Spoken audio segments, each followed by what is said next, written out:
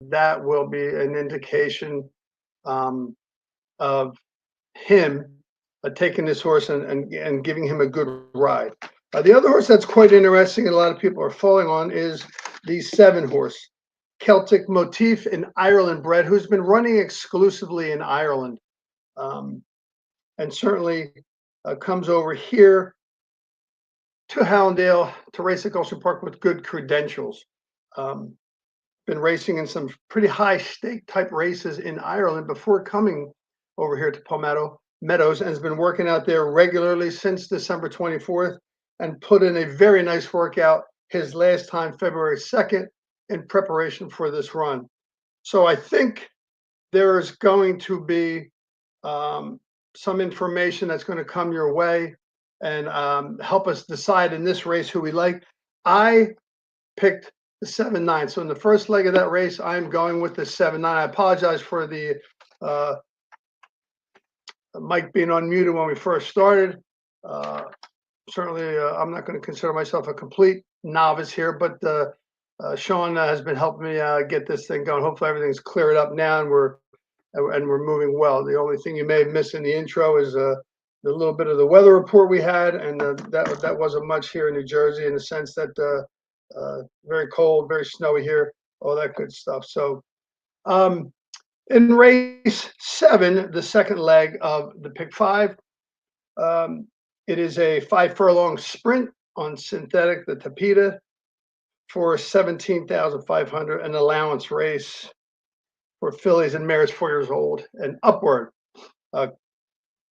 There's some horses in here that certainly are getting a lot of attention, and rightfully so. The 4 and 6 with Luis Saez and Irad Ortiz on them have run on Tapeta before, have run at Gulfstream before, have won at this distance as well on synthetic. So your 4 and 6 horse look like they could be the horses that are going to take this second leg. I have also included the 1 horse. Dylan Davis has been riding lights out down there in Gulfstream Park. He currently is hitting at about 19%, but he rode this horse last out, 5.5 furlongs on synthetic, and finally broke his maiden. So this is his first time with winners. I'm not going to hold that against him because Dylan Davis took him to the lead and never looked back. He put up some good fractions, 23 seconds for a quarter, 46 for a half. I certainly think in a shorter race, he's dropping back a half a furlong. That'll give him an opportunity to put the pedal to the metal perhaps a little more. So in the second leg, I went with the 1, 4, 6. Our third leg is another sprint, a dirt sprint, 6 furlong sprint. Again, another maiden special weight. So you're going to have to sort of pick and choose here. And if we get into this third leg, I have used 4 horses, of which I really like the 2 horse, Love You Morgan, being ridden by an apprentice jockey, husbands, but being trained by a trainer who is not an apprentice trainer, Safi Joseph Jr. I was looking at this horse before the scratches came out and thought he might have had a good chance to come out and be a runner out of Union Rags. Certainly Safi on dirt, 27%, sprint, 27%, maiden special weight, he wins at 26%.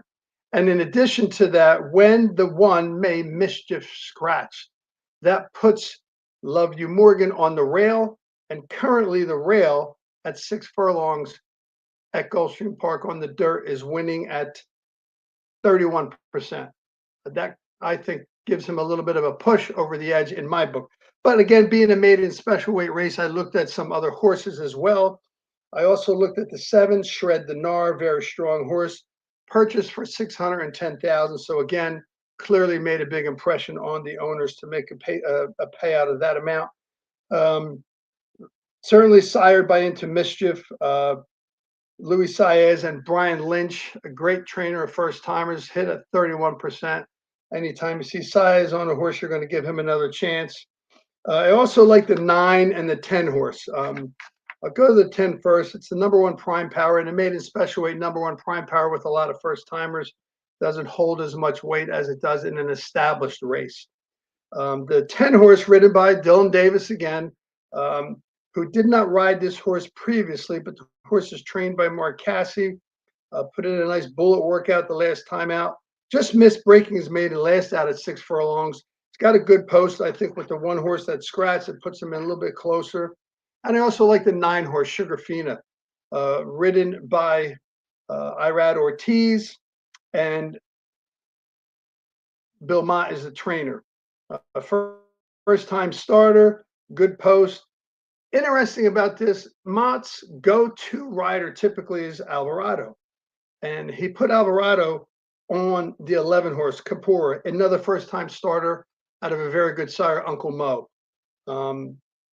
Working out regularly, has a couple bullet workouts in his pocket. I hesitated on using the 11. I just thought there was a better price on the 9. If I get beat by the 11, you'll see me wipe a tear from my eye. But if I'm out of the pick 5 by that race, I'm going to play some action with using the 11. So in the 8th race, my picks are the 2, 7, 9, and 10. Now we move on to the 9th race, where I looked at this race very closely. It's an optional claiming 75 non-winners of 1, a mile on the turf at Gulfstream Park. There were a couple scratches in this race. The 4 and the 8 scratched out. Both had good jockeys on them, Johnny Velasquez and Dylan Davis. Again, folks, I see some folks are chiming in here and saying that the first 3 minutes were muted. I apologize for that again. You probably didn't miss too much from the beginning, which was more or less a weather report from here in New Jersey, and comparing it to the beautiful background I have, which is actually making me quite warm. I will go over at the end of the podcast the final picks so we can review them again.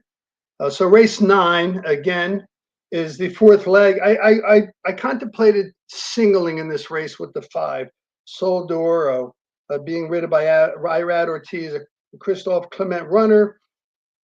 Closed very strongly in his last race to break his maiden here at Gulfstream Park at this distance of a mile. Irad was on him then, certainly figured him out, obviously very quickly, with the idea of breaking his maiden very strongly. He's got a strong late speed figure of 102. I was thinking about possibly singling him, but I also liked another horse in here that I used, the 3, Wildflower, excuse me. Going back again to Bill Mott and Alvarado. Alvarado rode this horse to victory last out to break his maiden, a mile and 16th on turf. So he's shortening up in this race right here. And I think with that in mind, he does have speed.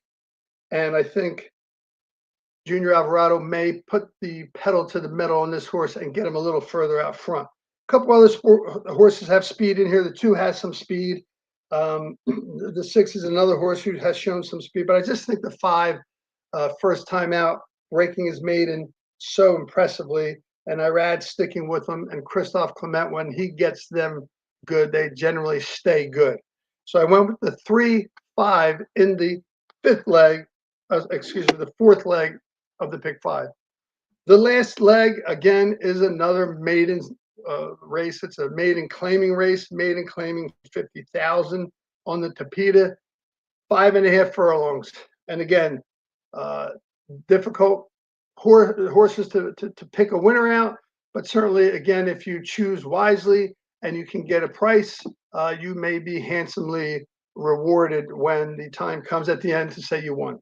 So I went with 3 horses. Clearly, the horse that everyone would fall on is the number 6, Executive Success, trained by Joseph Safi, ridden by an apprentice jockey who's not very familiar here to the people at Gulfstream Park, even though he rode this horse twice already.